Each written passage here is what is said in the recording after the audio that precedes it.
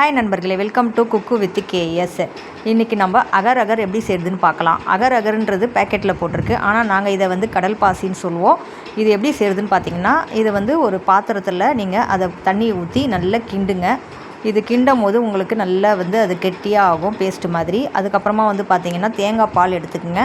தேங்காய் பால் நல்லா கட்டியாக இந்த மாதிரி எடுத்து வச்சுக்கோங்க. அதுக்கப்புறம் இதை நல்லா கிண்டிகிட்டே இருக்கும்போது நீங்கள் பார்த்திங்கன்னா பாதாம் இருக்குது பார்த்திங்களா, பாதாம் தோல் எடுத்துகிட்டு அதை நல்லா வந்து மிக்சியில் அரைச்சி அந்த தேங்காய் பாலில் நல்லா கரைச்சிக்குங்க இந்த மாதிரி. அப்புறம் அந்த அகர் அகர் கிண்டிக்கிட்டே இருக்கும்போது சர்க்கரை போட்டுக்குங்க. ஒரு கரண்டி சர்க்கரை போட்டு நீங்கள் அந்த எடுத்து வச்ச தேங்காய் பாலையும் அதில் ஊற்றிட்டு நீங்கள் கொஞ்சம் நேரம் ஆற வச்சுட்டு தட்டில் ஊற்றுங்க.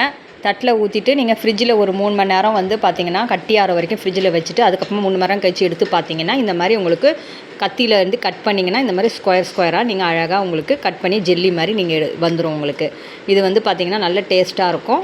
இந்த வீடியோ உங்களுக்கு பிடிச்சிருக்குன்னா மறக்காமல் நம்ம சேனலை சப்ஸ்கிரைப் பண்ணிவிடுங்க. தேங்க்யூ.